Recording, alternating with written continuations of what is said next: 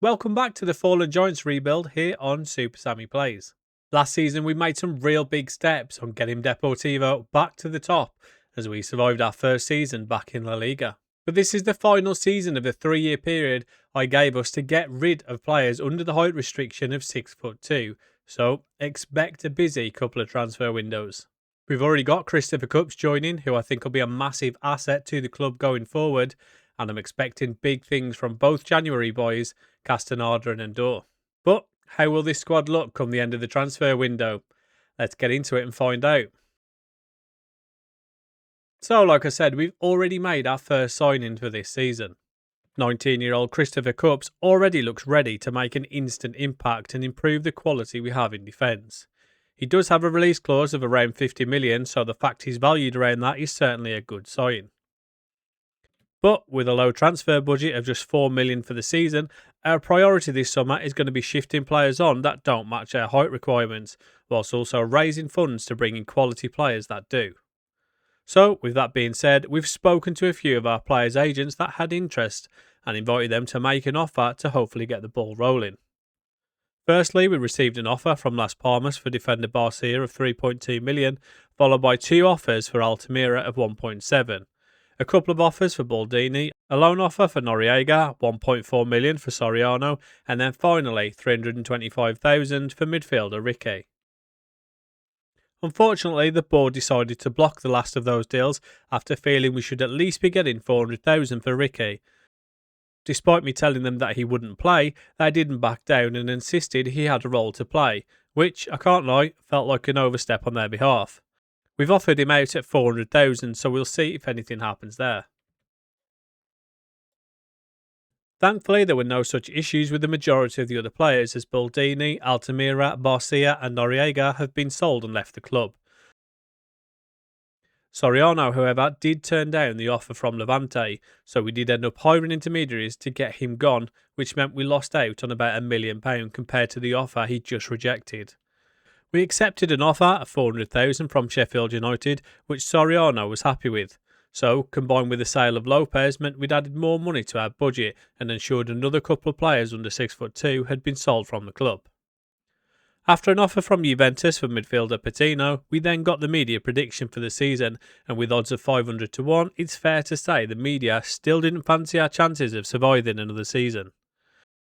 And with Patino sold and another offer for Ricky with a mandatory future fee, we decided to make recent signing Cups our new captain, mainly because of his unrivalled leadership and teamwork stats.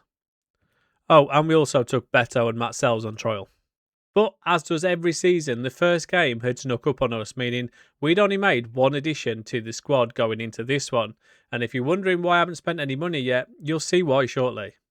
Unfortunately, new defender Cups was unable to keep Osasuna out, as Adzich put them 1-0 up before Dumbia got onto the end of a Yereme cross to level the game up. Adacheri then gave us the lead before goalkeeper Fernandez continued his antics, gifting Osasuna an 85th minute equaliser with the game ending 2-2. And on to the reason we've not bought anyone yet. Saeed Al-Mala was available and willing to join us, and for just 5 million up front, this felt like a must-buy situation. We also made an offer for former Everton striker Beto, who I just mentioned has been on trial with us, in the hope he'd add more goals to our strike force, as our strikers seem to love a goal drought. Hopefully the signing of Al-Mala will also help with this, as I'm certainly expecting big things from this signing, and he'd have a chance to show us as he's signing time to play in the first Galatian derby of the season. It was Al-Mala's ball over the top that ended in a penalty and a red card after Dumbia was brought down in the 7th minute. Adacheri converted to give us the lead before a moment of madness in the 57th minute from Al-Mala, who picked up a straight red card for that two-footed challenge, levelling the game of players for the remainder of the second half. Unfortunately, we were unable to hang on and Celta Vigo equalised 3 minutes into added time. But up step overlapping centre-back Fjord, who got the winner after a lovely through ball from Endor just a minute later. Not exactly the debut I was expecting from Al-Mala, but thankfully we still got the 3 points. One thing was for certain though, we still need reinforcements. So we went and made a loan offer for 6'4" Italian fullback Nicolo Savona, who we'd actually tried to get last season, but Forest weren't willing to let him leave due to his first team commitments. He accepted the offer and joined us on loan for the season, along with striker Beto, who signed a 3-year deal. We had a second half to forget against Girona, conceding 3 goals in a 3-0 defeat at home before making offers for 3 more players to add depth to what was currently an extremely light bench, all of the threes. Firstly, for Danish midfielder Philip Billing, then a backup defensive midfield option in Ibrahim Sissoko, and then finally young striker Lozano from Athletic Club, who was the first to join. Unfortunately, even after Billing said he wanted to leave, Midtjylland weren't budging when it came to selling him, to the point where I was offering stupid money just to see how much they actually wanted. We got to a combined 20.5 million before giving up any hope of actually signing him. After a poor draw with Valencia, we confirmed the signing of Sissoko for £1 million before the transfer deadline day passed, leaving us to fully focus on the football. With the transfer window now closed, it was full steam ahead as we get into our third season and second back in the top flight. After going 2 goals down early on against Cordoba, Castaneda inspired a comeback after making it 2-1 before Edicherry levelled in the 30th minute in a 2-2 draw. We followed this up with another draw, this time 0-0 against Sevilla, before an emphatic 4-1 victory over Espanyol with 2 goals for new striker Beto. After a 3-1 loss to Rayo Vallecano, we got back to winning thanks to new man El Marla, who scored a hat-trick in a 5-0 demolition of Real Oviedo, before losing again, this time 1-0 to Valladolid. So, after the first 10 games, we were sitting comfortably mid-table in 12th place, 7 points ahead of the relegation zone. Next up, after a confidence-boosting win in the Copa del Rey, we travelled to the Bernabeu looking to repeat last season's defeat of Real Madrid. After some more questionable goalkeeping for Vinny Jr.'s opener, El Marla got us back level, rounding off a great team goal. 3 minutes later though, Valverde restored Madrid's lead with a free kick that had me questioning why I even bothered having a goalkeeper. But for a second time, we got back on level terms as El Marla scored his second of the game with another tidy finish, before Arda Güler reminded us why Nubi was only a backup defender.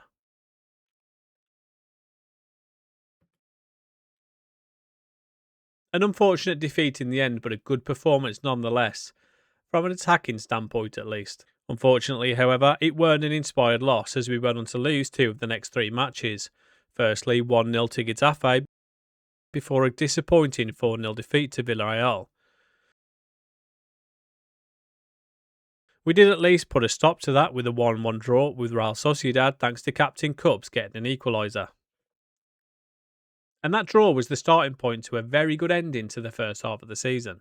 A big money summer signing, for us at least, was really starting to show what he could do, as he scored the first in a 2-0 win over Real Betis, before some brilliant dribbling leading to the only goal of the game in a 1-0 win over Las Palmas. He was unable to stop Barcelona though, as they smashed us 4-1 between those 2 wins, but he was back involved again with a cheeky backheel pre-assist for the first of 2 goals in a 2-0 win over Athletic Club. So with those results, we're heading into the winter break in 11th place and as close to Europe as we are to the relegation zone. With time running out on our 3-year period to get rid of players under 6'2", this ended up being a busy transfer window with big players coming and going. But before that, this message popped up about potentially losing Fjord due to his release clause being so low. So we went and offered him a new and improved contract to at least bump it up a little bit. We also received a loan offer for Cruz before the big one, as Al Ahly made a £29 million offer for starman Yeremay. And like I just mentioned, we've now only got 6 months left to sell players under that height restriction, so with that in mind, we accepted the offer. We also received offers of 130k for Kevin Sanchez and 650k for Loureiro, which kind of feels pointless mentioning after that Yeremay offer. While we were waiting for those deals to go through, we had another Copa del Rey fixture against Almeria. Yeremay scored to make it 2-1 and give us the win in the 92nd minute, taking us through to the next round. Wingback Quagliotta was then rewarded for his form reminiscent of his first season, as he won Player of the Month, having assisted 4 goals in his last 4 games. I also made an offer for a young centre-back, O'Reilly, who had decent stats in the defensive areas at least. combined with great determination and a strong personality type.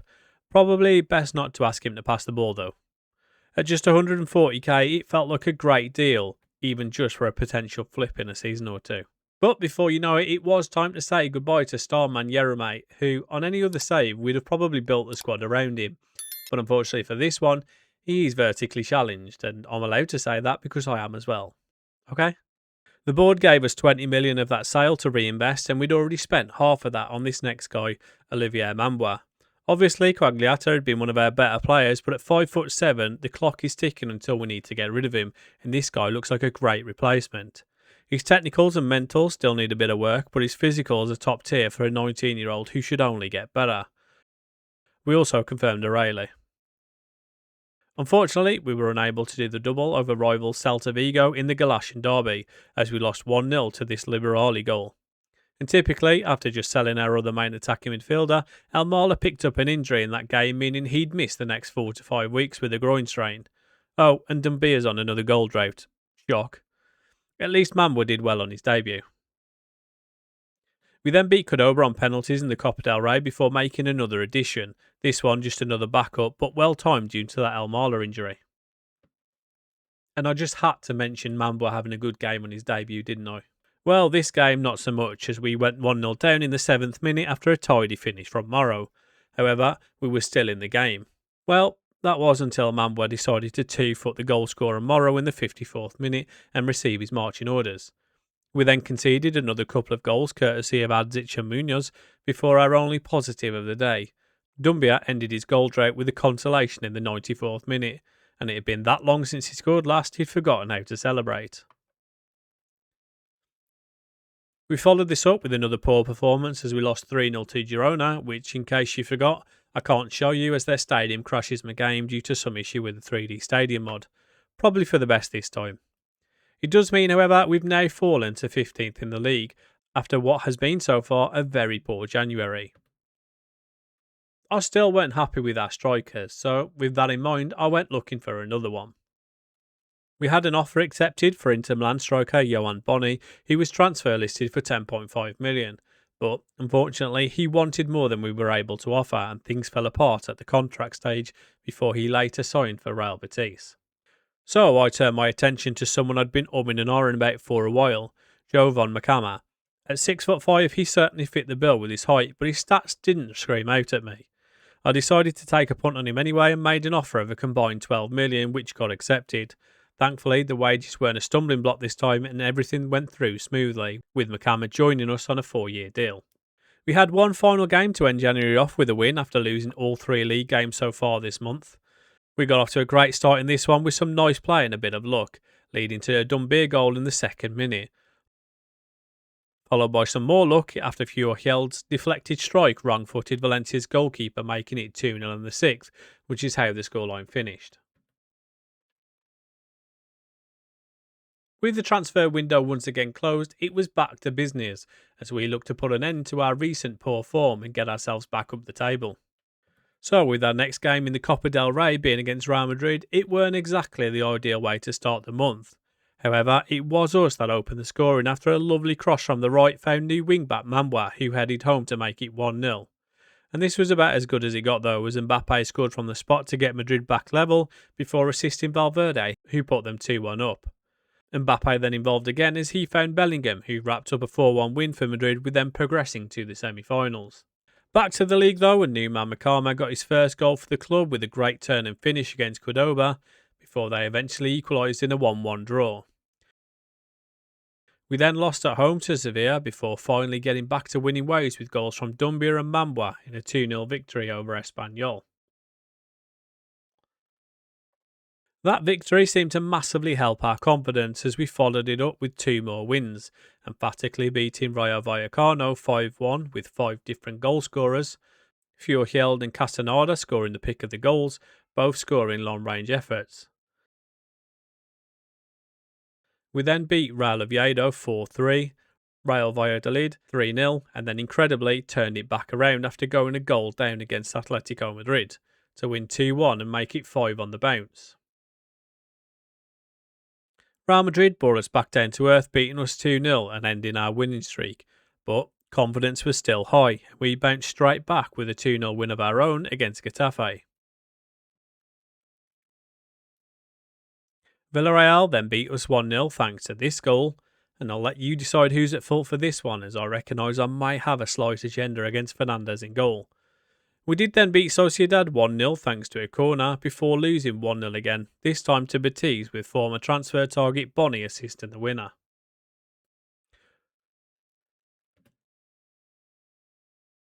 Unbelievably, even with a few recent losses, we went into the final 3 games of the season sat in the Europa Conference League position. Obviously, Athletic Club have a game in hand, but to even be in with a chance given our position after the winter break is quite incredible. Also worth mentioning, our final game of the season will be against Athletic Club, which could be a huge showdown for that final European spot. But first of all, we got a tough home match against Barcelona, which was made even tougher when Fermin headed home in the 4th minute. But a minute later, El Marla played a ridiculous through ball to find Dumbia, who slotted home and get us back level, before Fermin scored again to restore Barca's lead just 3 minutes later. Pedri then extended their lead before Dumbia found El Marla to pull another back and make it 3-2, but that's as close as we got to getting back level, as Lewandowski scored a brace with Barcelona going on to win 5-2. Not the result we needed, but one we kind of expected. Next up was an away trip to Las Palmas, where we started much stronger, going 2 goals up inside the first half. But either we dropped off or they stepped up, as Awani scored this incredible solo goal, before adding a second and getting back level.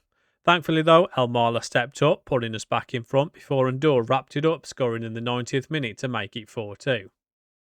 So on to the final game, and what a game this was for us, as Makama headed home in the 11th minute from Andor's cross to put us in front.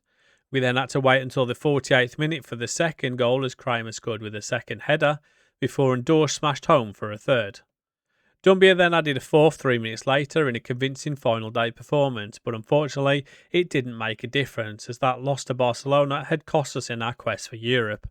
Athletic Club had beaten everybody else in their remaining fixtures other than us, meaning it would be them finishing in 7th and the Conference League spot. Still, we were just happy improving on last year and could be proud of the progress we've made this season. And it was quite clear to see who the MVP of this campaign had been, with Said El Marla finishing the season with 17 goals and 17 assists. Dumbia had also got double digits for the second season in a row, just about anyway, as well as Andor stepping up with 9 goals and 6 assists from the channel midfielder slot. I've got to be honest though, I was pretty disappointed with Beto and Makama's numbers, with a combined 9 goals between them. Maybe we need to sign another striker. But with just 4 million to spend again, we'll mainly be looking at free transfers to improve the squad. So all in all, a pretty good season. We never set out expecting to get European football, so the fact we missed out after coming so close, I'm not too upset. It's been quite the season of change, having sold and replaced the majority of players under our 6'2" height restriction, but we have now completed Season 3, meaning we're no longer allowed to use them. So, just to be clear, anyone still at the club who is under 6'2" will not be allowed to play for us from next season onwards, so we'll be looking to move them on as quickly as possible. Hopefully we can find some good free transfers and some bargain buys, as our bench is going to be looking pretty thin once we get rid of these last few players. But to see who we do sign, you'll have to tune into the next episode, and if you've enjoyed this one, do me a favour, hit that thumbs up, subscribe if you haven't already, and I'll catch you guys in the next one.